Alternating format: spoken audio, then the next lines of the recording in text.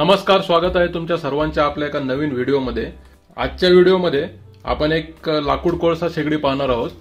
सध्याचे विजेचे वाढलेले दर तसेच गॅसचे वाढलेले दर पाहता आपल्याला निसर्गाच्या जवळ जाण्याची गरज निर्माण झालेली आहे। म्हणजेच परत आपण जे जुन्या पद्धतीमध्ये चुलीवरती आपण पाणी तापवत होतो, स्वयंपाक करत होतो, त्याचीच आता गरज निर्माण झालेली आहे। एप्रिल 2023 पासून जसं की तुम्ही या दोन बिलांमध्ये पाहताय, या आधीचे दर एप्रिल 2023च्या आधीचे दर आणि एप्रिल 2023च्या नंतरचे विजेचे दर जर पाहिले तर आम्हाला येणारे लाईट बिल 850 ते 900च्या दरम्यान होते, जे आता सद्यस्थितीला आम्हाला 1300 रुपयाच्या आसपास येते। म्हणजे जवळजवळ 400 ते 450 रुपये तेवढाच वापर असून वरचा खर्च वाढलेला आहे। तर याच्यावर कायमचा उपाय म्हणून आपण ही लाकूड कोळशाची शेगडी आणलेली आहे। तर ही सूर्या या ब्रँडची आहे, सूर्या वूड स्टोव। यांचं प्रॉपर ऑफिस नाशिकला आहे आणि आपण ही जी शेगडी आहे ही ऑनलाईन ऑर्डर केलेली आहे। 3 ते 4 दिवसात ऑर्डर केल्यानंतर डिस्पॅच झाल्यानंतर ही शेगडी आपल्या लोकेशनला आलेली आहे। तर आता आपण हिचं अनबॉक्सिंग करून पाहूयात की हिची क्वालिटी कशी आहे, बिल्ड कशी आहे आणि याच्याबरोबर काय काय साहित्य आलेलं आहे। त्यांनी व्यवस्थित आता पावसाळ्याचा सीझन आहे म्हणून अशी प्लास्टिक रॅपिंग करून पाठवलेलं आहे, जेणेकरून जरी हे पार्सल पावसामध्ये सापडलं तरी आतमध्ये पावसाचे पाणी लागणार नाही, कारण याच्या आतमध्ये बॅटरी आणि ट्रान्सफॉर्मर असतो, ते जेणेकरून खराब होऊ नये।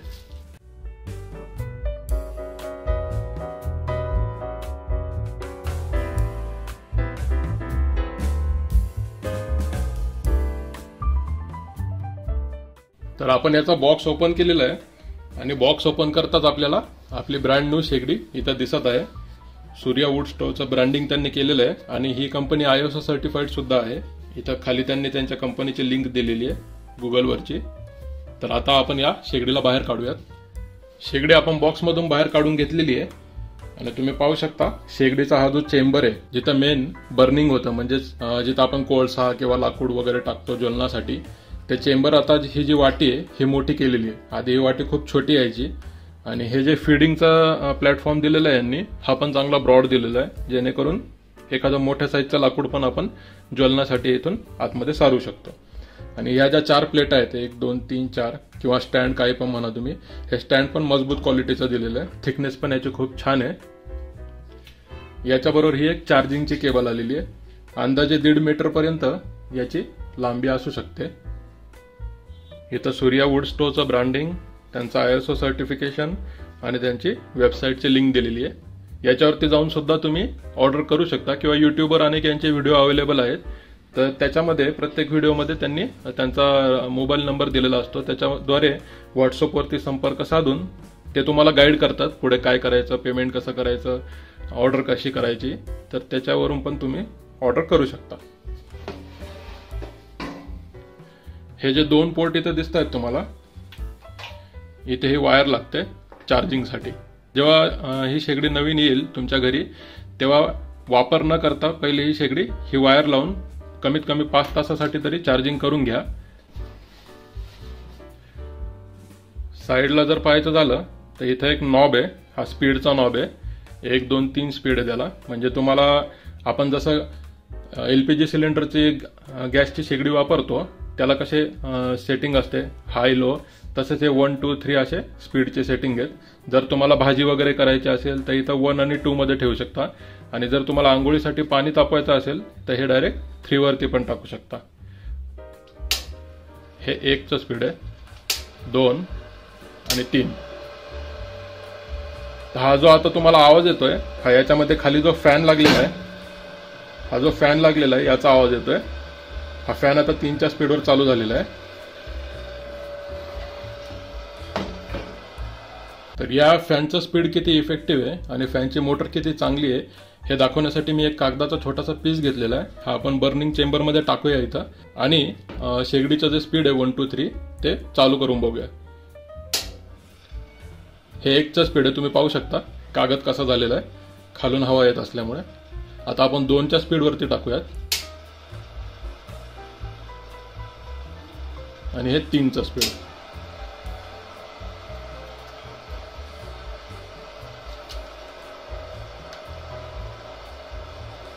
तर फॅन चांगल्यापैकी पॉवरफुल दिलेला आहे याला, जेणेकरून बर्निंगला काही प्रॉब्लेम नाही येणार आणि आंघोळीचं पाणी सुद्धा अगदी कमी वेळेत तापून तयार होईल। इथे यांनी 2 LED दिलेले आहेत, एक हिरव्या रंगाचा एक लाल रंगाचा आहे. जेव्हा तुम्ही चार्जिंगला लावाल तेव्हा हे लाल लाईट चालू होते आणि जेव्हा चार्जिंग तुमची पूर्ण होईल तेव्हा हे ग्रीन इंडिकेटर जो आहे, ग्रीन LED हा लागेल, म्हणजे तुम्हाला कळेल की चार्जिंग पूर्ण झालेलं आहे म्हणून. आता ही शेगडीची खालची बाजू आहे जिथं सगळं याचं मेकॅनिझम असतं. तो आपण वरचा हा बर्निंग चेंबर बघितला, याच्यामध्ये जसं जसं याच्यातलं इंधनाचं ज्वलन होईल तसं तसं जो कोळसा आहे, लाकूड आहे, त्याची राख तयार होते आणि या चेंबरमध्ये पूर्णपणे जे पण तुम्ही टाकाल ते सर्व त्याचं ज्वलन होतं, काहीच शिल्लक राहत नाही. तर ती जी राख आहे ही आपल्याला काढावी लागते. तर ती त्या चेंबरमध्ये हात घालून न काढता इथे त्यांनी एक चावी दिलेली आहे, ही जर अशी उभी केली तर याच्यातनं सगळी राख खाली पडून जाते. ही चावी ओपन असताना आपण फॅन नाही चालू करायचा, कारण फॅनची ही जी या पाईपमधून जी हवा येते बर्निंगसाठी, बर्निंग चेंबरमध्ये न जाता इथून पास होऊन जाईल खाली, त्याच्यामुळे प्रभावीपणे तिथं ज्वलन होणार नाही. म्हणून जेव्हा हे ओपन असेल तेव्हा शक्यतो तो जो नॉब आहे पुढचा तो बंद करून टाकायचा आणि ही चावी अशी राख काढून बंद करून घ्यायची. राख काढण्यासाठी तुम्ही शेगडीच्या खाली काहीतरी न्यूजपेपर किंवा सुपली वगैरे ठेवू शकता. तर हा तो फॅन आहे, इथं ट्रान्सफॉर्मर दिलेला आहे. जेव्हा तुम्ही चार्जिंगला लावाल तेव्हा ट्रान्सफॉर्मरद्वारे ही बॅटरी चार्ज होत राहील. हे पूर्ण जे मेकॅनिझम आहे हे 6 व्होल्टवरती चालतं आणि ही बॅटरी पण 6 व्होल्टची आहे. ट्रान्सफॉर्मर पण स्टेप डाऊन 6 व्होल्टचाच दिलेला आहे आणि हा तो नॉब आहे जो आपण ऑपरेट करतो. आता पाहू शकता तुम्ही इथं फॅन चालू झालेला आहे आणि हा बंद झालेला आहे. तर अशा प्रकारे अगदी सिंपल असं मेकॅनिझम आहे आणि चांगली अशी बिल्ड क्वालिटी आहे, जेणेकरून तुम्ही तुमचे विजेचे युनिट पर्यायाने पुढे होणारा मोठा खर्च दर महिन्याला वाचवू शकता आणि याची लाईफ पण चांगली राहते. आणि याचे जे पण स्पेअर पार्ट्स आहेत, ही बॅटरी असेल, ट्रान्सफॉर्मर असेल किंवा फॅनची मोटर असेल, हे सगळं आपल्याला लोकल मार्केटमध्ये इझिली अवेलेबल होतं. तर त्या बाबतीतही काही काळजी करण्याची गरज नाही. तर याचा जो बर्निंग चेंबर आहे, ही जी मोठी वाटी यांनी दिलेली आहे, ही सुधारित डिझाईन आहे, त्यांची नवीन डिझाईन आहे. जास्त करून जे ज्वलनशील पदार्थ आहेत, लाकूड, कोळसा, हे व्यवस्थित बसण्यासाठी. तर हे किती कॅपॅसिटीचं आहे हे याची आयडिया यावी याच्यासाठी मी इथे एक लाकडाचा सरपणाचा एक ब्लॉक घेतलेला आहे. हा बऱ्यापैकी मोठा ब्लॉक आहे, तुम्ही पाहू शकता, आणि एक असा सरपणाचा तुकडा घेतलेला आहे. तर हे आपण याच्यामध्ये ठेवून बघूयात. हा ब्लॉक तुम्ही एकदा परत पाहून घ्या, म्हणजे तुम्हाला आयडिया येईल किती मोठा आहे तो, आणि जेणेकरून तुम्हाला बर्निंगच्या चेंबरची पण आयडिया येईल. तर आपण हा इथून आतमध्ये टाकूयात. तर सहजपणे हा ब्लॉक याच्या आतमध्ये फिट होऊन वरती परत तुम्ही पाहू शकता माझं बोट आहे, माझं बोट पण फिट होतं त्याच्यामध्ये. एवढी हाईट राहिलेली आहे आणि प्लस परत एवढ्या हाईटवरती तुमचं भांडं किंवा जे पाणी तापवायचं पातेलं आहे ते स्टँड होणार आहे. हा पण तुकडा आपण त्याच्यात टाकूया.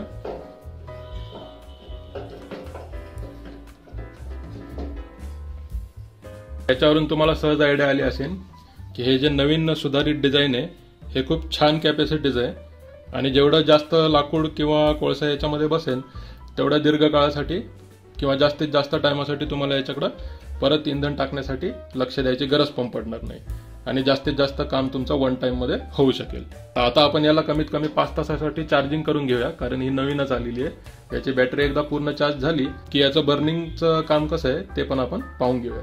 तर 4 ते 5 तास झालेले आहेत. आपण ही शेगडी व्यवस्थित अशी चार्ज करून घेतलेली आहे आणि आता मी फ्लॅट सिस्टीम मध्ये राहतो, त्याच्यामुळे ही शेगडी मी आता गॅलरीमध्ये ठेवलेली आहे. तर आपण हिंदू धर्मात जशी प्रत्येक नवीन वस्तूची पूजा करतो घरात आल्यावरती, तशीच आपण छोटीशी इथं शेगडीची पण हळद कुंकू वाहून पूजा करून घेतलेली आहे. तर आता आपण ही शेगडी पेटूयात. त्यासाठी असा जो रद्दीचा पेपर असतो थोडाफार आपल्या घरात मिळतोच, तर हा पेपर सर्वात आधी खाली आतरून घ्यायचा या बर्निंग चेंबरमध्ये अशा प्रकारे. त्याच्यानंतर तुम्ही शहरात जरी राहत असाल तर शहरात कुठं ना कुठं असे कोळसे मिळतात बघा. साधारणतः 35 रुपयाला किलोभर कोळसा मिळतो. तर हा कोळसा आपण याच्यावरती टाकणार आहोत कारण हे लवकर पेटतं.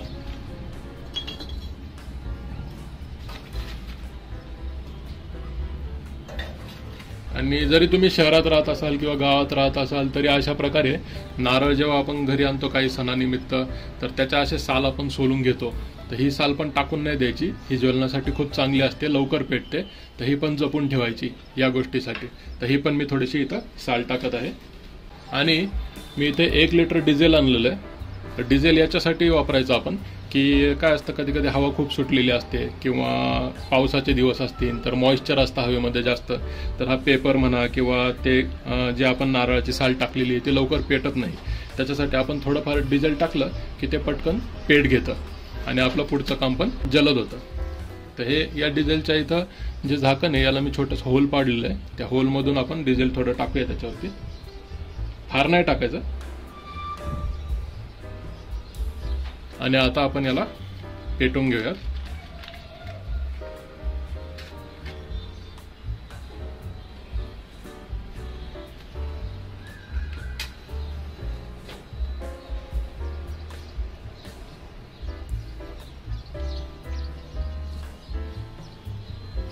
तर जसं की तुम्ही पाहू शकता डिझेल थोडंसं त्याच्यावरती टाकल्यामुळे ही शेगडी अगदी पटकन अशी पेटलेली आहे. आणि थोडासा या शेगडीनं असा पेट घेतला की आपण याचा जो फॅनचा नॉब आहे तो 1 वरती टाकून द्यायचा. याचे जे खालचे होल्स असतात त्या होल्सला ब्लॉक नाही होऊन द्यायचं, नाही तर मग काय होतं ते फॅनची हवा वरती पास नाही होत आणि मग हे आहे तेवढंच राहतं. आता जोपर्यंत हे व्यवस्थित सगळं पेटत नाही तोपर्यंत थोडासा धूर होईल त्याचा आणि त्याच्यानंतर अगदी निर्धूर अशी ही शेगडी जसं बोललं जातं तसं पेटली जाते. तर अशा प्रकारे थोडा वेळ गेल्यानंतर आतलं जे आपण सरपान किंवा कोळसा टाकलेला होता ते व्यवस्थित पेटलेलं आहे. जर तुम्हाला लवकर पेट भेटत नसेल, सरपण जर लवकर जळत नसेल तर थोडं डिझेल अजून ॲड करायचं, म्हणजे ते पटकन पेट घेतं. कारण या शेगडीचं वैशिष्ट्य असं आहे की जोपर्यंत जो बर्निंग चेंबर आहे त्याच्यामध्ये खाली आहार होत नाही, जे सरपण जळल्यानंतर आहार होतो बघा, लाल वस्तू वगैरे पडतात, ते जोपर्यंत पडत नाही तोपर्यंत त्याला कंटिन्यूस अशी बर्निंग भेटत नाही.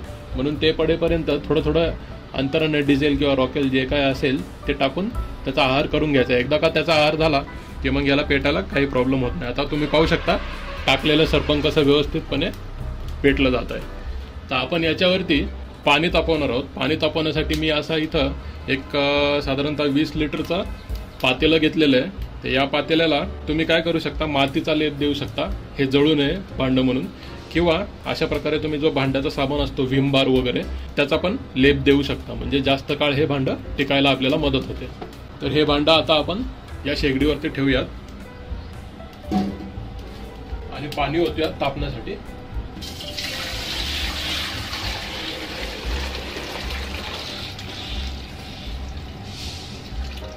पूर्ण पातेलं भरून मी पाहू शकता, तुम्ही मोठं पातेलं, हे पूर्ण पातेलं भरून मी इथं पाणी ठेवलेलं आहे. आणि आता आपण याच्यावरती झाकण ठेवूयात. जर तुम्हाला वाटलं सरपण कमी पडतंय तर तुम्ही या बाजूने ॲड करू शकता. आणि जर तुम्हाला पाणी तापवायचं असेल, हे मोठं पातेलं आहे, तर तुम्ही गॅसचं जे स्पीड आहे ते 3 वरती ठेवून द्या, म्हणजे ते पटकन तापलं जाईल. तर साधारणतः 7 ते 8 मिनिट झालेले आहेत आणि मी गॅसचं जे स्पीड होतं, हा जो नॉब आहे हा फक्त 2 वरती ठेवलेला आहे, 3 वरती पण नाही ठेवला. तर 8च मिनिटात आंघोळीचं पाणी हे पूर्ण 20 लिटरचं पातेलं भरून कसं तापतं हे आपण आता बघूया. झाकण काढतो याच्यावरचं, पाहू शकता चांगल्यापैकी वाफा निघालेल्या आहेत पाण्याला आणि हात सुद्धा घालताना येते एवढं हे पाणी छान असं गरम झालेलं आहे आंघोळीचं. तर अशा प्रकारे ही सूर्या निर्धूर शेगडी किंवा सूर्या वूड स्टोव याचा आपण अनबॉक्सिंग आणि प्रॅक्टिकल तुम्हाला करून दाखवलेलं आहे. मार्केटमध्ये वेगवेगळ्या प्रकारचे ब्रँड मिळतात. सूर्या आहे, संगम आहे, समृद्धी आहे, सहेली आहे. ज्या पण ब्रँडचं तुम्हाला भेटत असेल तुम्ही घेऊ शकता, ते पूर्णपणे तुमच्या इच्छेवरती आहे. पण मी सूर्या ब्रँडचं हे मागवलेलं होतं आणि त्याचं प्रॅक्टिकल मी करून पाहिलेलं आहे. ही माझी पहिलीच वेळ आहे अशा प्रकारची शेगडी वापरायची आणि मी याच्या रिझल्टने खूप खुश आहे. थोडाफार धूर होतो, आता लाकूड कोळसा म्हटल्यावरती त्याचं थोडाफार धूर तर होणारच, जास्त नाही. जोपर्यंत आहार पडत नाही सरपणाचा तोपर्यंतच फक्त दूर होतं, नंतर व्यवस्थित चालतं. तर हा व्हिडिओ जर तुम्हाला आवडला असेल, इन्फॉर्मेटिव्ह वाटला असेल तर नक्की याला लाईक करा, शेअर करा आणि आपल्या चॅनलला सबस्क्राईब सुद्धा करा. थँक्यू.